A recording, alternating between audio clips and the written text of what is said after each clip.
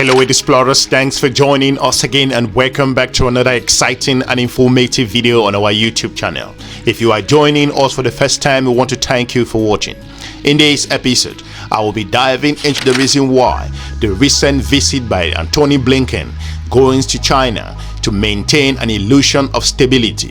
I will dive into the reason why Washington and Beijing will have to do more than stand for photo ops if they want to stave off the march towards conflict. I will illustrate this and bring to you geopolitical information, conduct detailed research in this video, and more importantly, why China, the United States of America, including Russia in this episode, are one of the most important countries. First, the United States of America is a military superpower and also is a member of the United Nations Security Council. Russia as well is a military superpower and also a member of the Security Council. China is a military superpower and also a member of the Security Council. Each of these countries can go their separate ways to conduct their own operations without any of the other members doing anything. So I would dive into the reason why this visit could be seen from the outside. But in details, there are lots of conversation going. So without any more delay, let's dive straight into this video.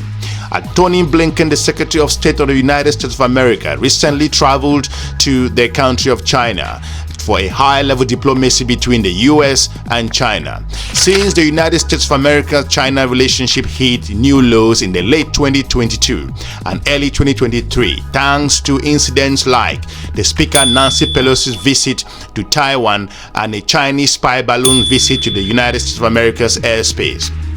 Both sides have made a welcome effort to slow the slide towards crisis and also conflict. This effort has focused on top leaders exchanging views through its person's meeting. Last year, Blinken, Treasury Secretary of State, and also Janet Yellen, Commerce Secretary Gina Raimondo, and also Climate Envoy John Kerry all made the trip to China. China's top diplomat Wang Yi and top economic official He Linfeng visited the United States of America, culminating in President Xi Jing Ping's trip to California to meet with President Joe Biden along the Asian Pacific Economic Cooperation Summit in November. This year alone, a new round of exchange began with Yellen's trip to China several weeks ago. If you look at the geopolitics in place, all this back and forth has been and also accompanied attempts from both sides to show off, and also they are mindful of some of the others concerned, such as the United States of America reassurance on China's One China policy, which has maintained stability in the Taiwan Strait for decades, and the United States of America's restrictions on the production of fentanyl, the drug helping to drive America's ongoing opioid crisis. Discussions between the two militaries on crisis communications are now proceeding well after years of paralysis. If you look at others' perspective, despite those promising small steps towards receiving and also reviewing relationship, however, the two sides are now in danger of complacency towards a prospect of serious conflict, as the State Department signaled that no new positive initiatives are on the agenda for Mr. Blinken's visit when he was in China, and the US-China diplomacy increasingly seems devoted to talks for the sake of talks, without any ambitions to make progress on the deep and also powerful underlying forces driving both sides towards confrontation. If you look at the geopolitics in play as it goes further, as experts have also warned and explained in recent research briefs, and also more importantly my own analysis, the appearance of stability between Washington and Beijing is likely to produce off a political expediency on both sides rather than a draft and also durable foundation for coexistence. President Biden facing a difficult re-election campaign against an opponent with a predilection for making conflict with China the center of everyday conversation, has made the wise calculation that maintaining calm around China will help him focus on his preferred themes. Xi Jinping, for his part, is also preoccupied with economic difficulties, a far-reaching and also anti-corruption campaign in the military, and last year purge of several top leaders as the wars in Ukraine and Gaza rage on. Both Washington and Beijing have reasons to avoid adding another international crisis to their own plate. If you look at other aspects, on one hand, those short-term considerations reflect a deeper potential for alignment. The United States of America and China are both status quo powers with an interest in limiting reforms to current global system. The dynamic economies of the two countries flourish when the global system is politically stable and also increasingly connected. Both countries see clear diplomatic and also economic benefits to supporting the global South hunger for development as well, and to drive their perspective on making decisions in the United Nations environment. Leaders on both sides recognize the terrible threat posed by global economic instability, large-scale forces, population movement, and also transnational crime, pandemic and also disease and also climate crisis, because existing arrangements, including the domestic institutions of both countries, face those dire risks. Both governments are exploring promising techniques, including industrialized policies, expanding development, and also revisions to global governance issues like business taxation and the United Nations Security Council that could chart a part of today's global turmoil. If you look at other areas, instead of joining forces and coordinating their potential complementary efforts, leaders on both sides are seeking to also reconstitute domestic unity around efforts to repel the threat posed by others, rather than working together on a reform agenda. The United States of America has been rallying its alliance network to isolate China, while China has been encouraging United States of America's conduct to gain favor in the global south. If you look at geopolitics as it continues, each country sees the initiatives of the other as a challenge to its own prospect rather than a potential contribution to a stable and prosperous world.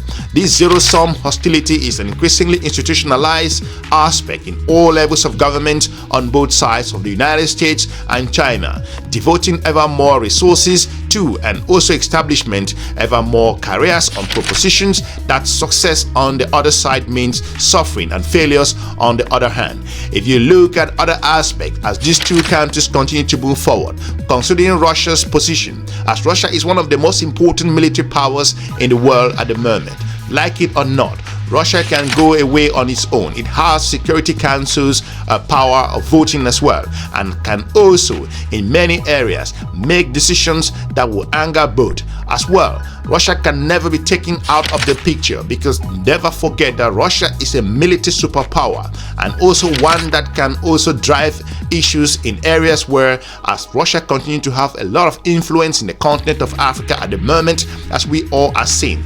You cannot ignore this country, and Europe cannot be peaceful when Russia also is not peaceful. Western Europe knows this, and also the United States of America is completely aware of that. Russia in several ways has engaged other countries in the region, and that has driven the United States of America and also France in several areas, considering what's happening in Niger and what's happening also in other countries across the Sahelian region. In the last couple of months alone, the United States of America's officials have attacked China's trade with Russia and prepared sanctions to punish it, blamed the problem of weak consumer demand in the global economy on China's overcapacity, added a new minilateral alliance network joining the United States of America's Japan and the Philippines to its complement of trilateral and also quadrilateral arrangements meant to them in China's military aspect, and advanced legislations that now looks likely to become law that will expropriate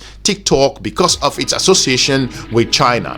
The geopolitics continue to warm up. If you look at the visit that Antony Blinken is in China, it's not just for photo op. There are brewing issues under the carpet that the West don't really want you to know. Also, in the last month, China opened a World Trade Organization's dispute, claiming that the Inflation Reduction Act Biden's signature climate and industrialized policy bill violates trade laws and established rules that will eliminate Intel microprocessors and also Microsoft software from Chinese government computers and servers. In a call with Biden, Xi Jing Ping said that the United States of America restriction on Chinese businesses are second only to Taiwan in the potential for inciting conflict, a notable escalations in the urgency of Chinese warning. This suggests the pressure to conflict continues to build. Beijing and Washington currently mutual interest is keeping up the appearance of stability in only temporarily. The fragility of this particular relationship leaves open the possibility that some unforeseen events could quickly push either side to change its calculus away from the detent towards conflict. Even if the short-term desire on both sides to focus on domestic challenges keeps the calm for the rest of 2024, the two countries have squandered the opportunity to move in a new direction and at risk of entering another escalatory spiral next year. If you look at this particular relationship as it continues to boil below the carpet, what could Washington and Beijing do if they wanted instead to seize these opportunities and also confront the problems of the roots of the United States of America's relationship and conflict? In a recent report that I reviewed in terms of my detailed research considering other aspects, considering how Eritrea and China are integrating and also in the Horn of Africa, I basically reviewed that video in a more detailed way. They should also, both countries, embrace a common good for diplomacy. I'm talking about the United States of America and also China. A new framework for a stability bilateral relationship through joint efforts to build an inclusive global system. The United States of America and China could create the basis for genuinely healthy forms of competition and cooperation by overcoming the structural procedures for zero-sum conflict. The new rapprochement's routine is certainty better than a march towards war, but it will not do much to advance that worst-case scenario either.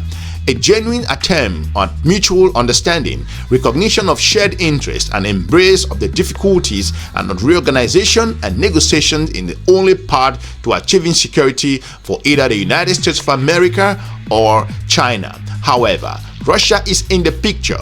If you consider that these countries have voting rights and also they have the opportunity to strike down whatever each of the other countries are intending to do. China knows this and Western Europe knows this clearly, as we all have seen that being demonstrated. However, for these superpower countries, despite this video focusing on Blinken's visit to China, it gives you a picture, an indication that the world seems to be stable from the outside, but in the inside, there are issues brewing on a daily basis that could escalate at any second. We want to thank you for watching. Let us know in the comment section what you think with regards to this particular visit and why China and the United States of America should not ignore Russia in whatever shape or form, because the conflict in Ukraine is an indication that things could spiral in whatever ways that they could go. With the presence of NATO on that particular flank of Europe, it's important to negotiate this particular aspect. We want to thank you for watching. This was an extraordinary video that we wanted to review to see the global issues on how these geopolitical affairs may affect the relationship in the continent of Africa. We are looking forward to meeting you soon. If you are new to this channel, watch some of our informative video on this YouTube channel. We are looking forward to meeting you soon in our next episode. Have a good day. Bye-bye.